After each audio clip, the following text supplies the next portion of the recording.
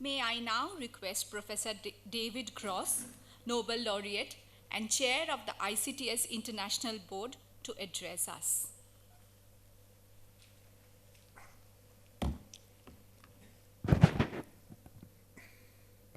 Good morning, everyone. What a wonderful day.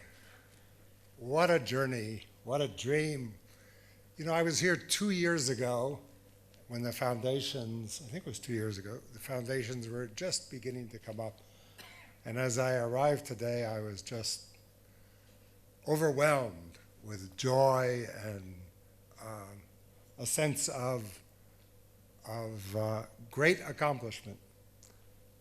The end, perhaps, of the beginning of this marvelous new institute.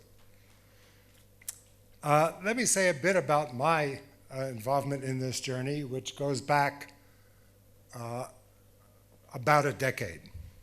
2005, when I visited a long visit throughout India, I visited my colleagues at various universities and institutes, and all I heard was complaints about the government, the administration, the lack of support, the woeful state of Indian science.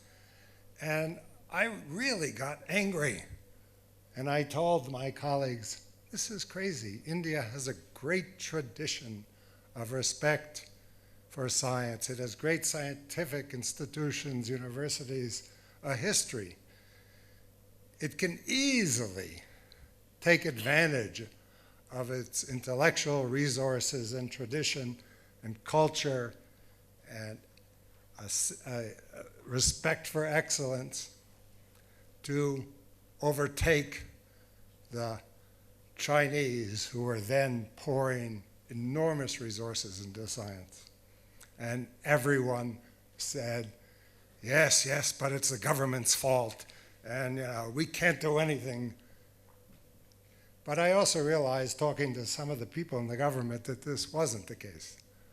They were beginning to have resources and wishing to invest in science, but there was very little leadership on the ground, except for a few people.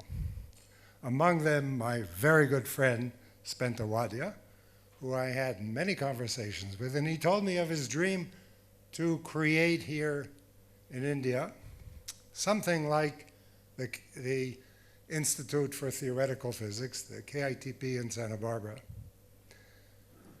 a institute devoted to the theoretical sciences that would serve both the local community, bringing scientists from all over India together to work the frontiers of the sciences, as well as scientists, colleagues from all over the world.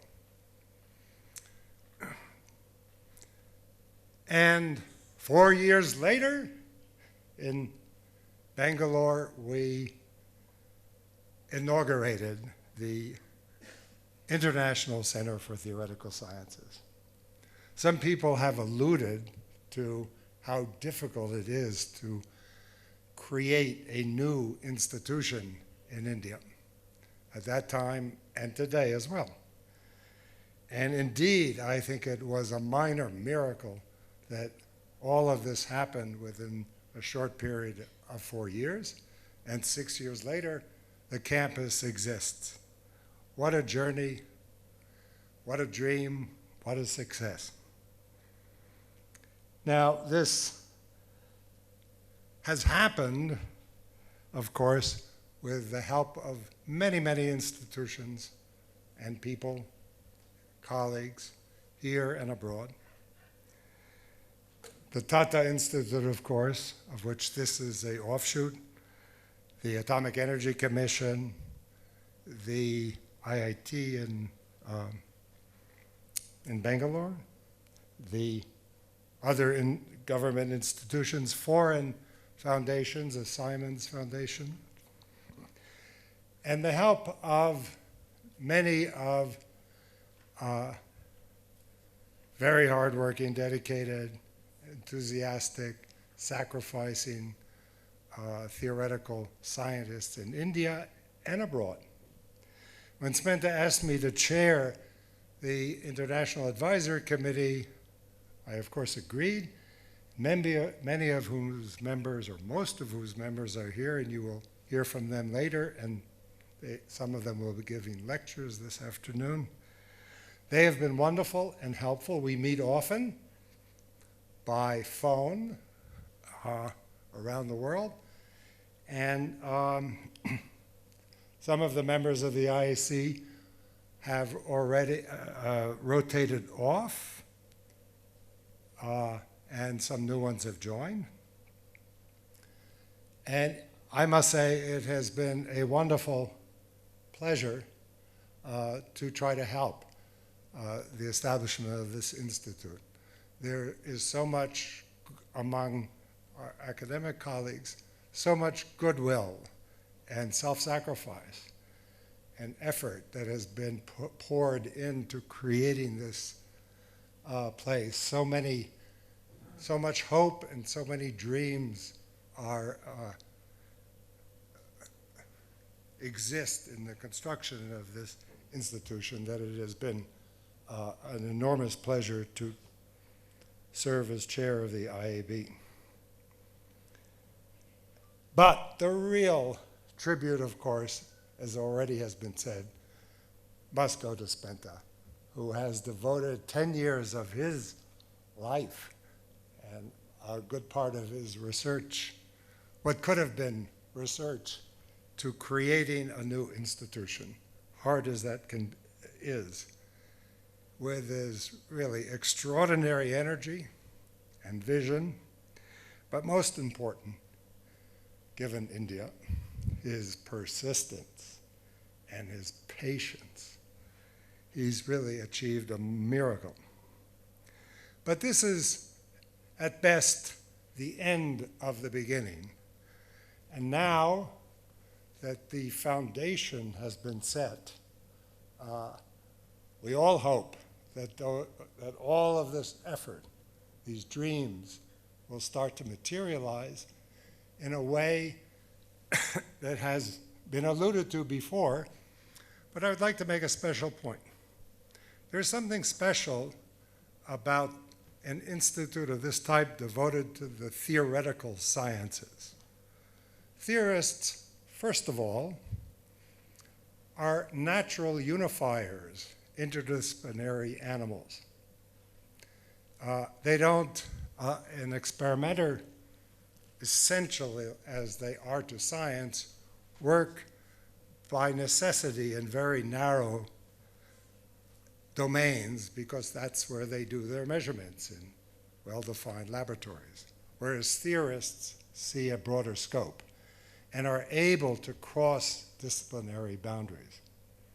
So an institute of this type designed to bring together theoretical-minded scientists from mathematics to physics to computer science to astrophysics to theoretical biology can serve a function that cannot be achieved in any other fashion.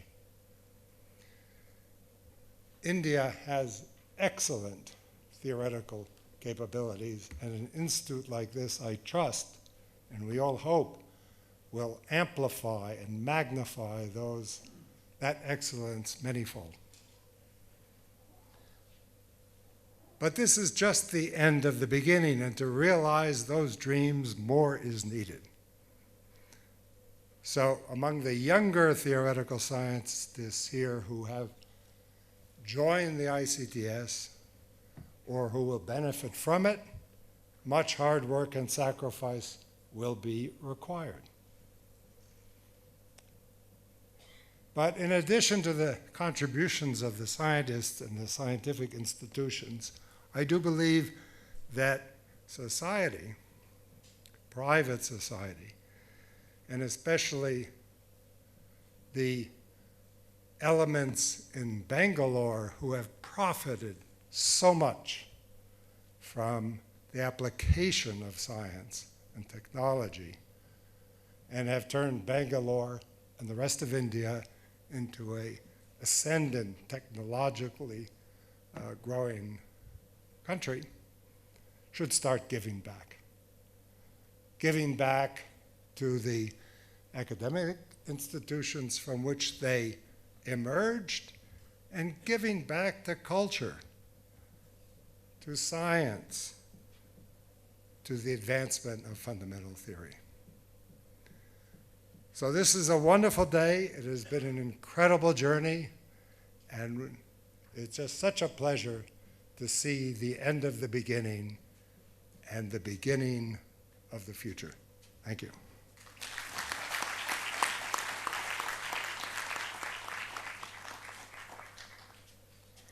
Thank you, Professor Gross.